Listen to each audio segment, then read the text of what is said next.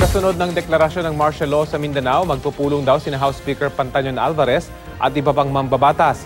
Pag-uusapan daw nila kung pwede pang palawigin ang batas militar depende sa pangangailangan at sitwasyon doon.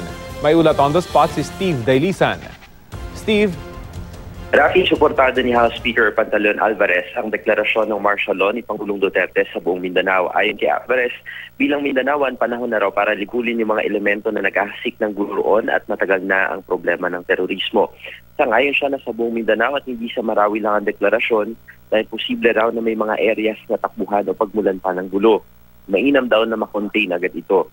Hindi pa raw sila nakakapag-usap ng Pangulo na kasalukuyang nasa biyahe pabalik ng Pilipinas. Sabi ni Speaker Alvarez, kagyat daw na magkoconvene ng mga mambabatas sa sandaling handa na ang report na isusumingin ng Pangulo within 48 hours matapos ng deklarasyon. Mamaya ay nakatakdang magpulong si Alvarez at iba pang mga mambabatas sa mga hakbang na dapat gawin. Pag-uusapan daw nila, Rafi, kung pwede pang palawigin yung martial law depende sa pangailangan at sitwasyon doon. Pinawi na rin ang pangamba ng mga kapwa mambabatas kaugnay sa pag-abuso sa kapangyarihan. May safeguards naman daw ang konstitusyon. Kahit nga suspendido ang writ of habeas corpus sa Mindanao, tuloy naman daw ang function ng judiciary.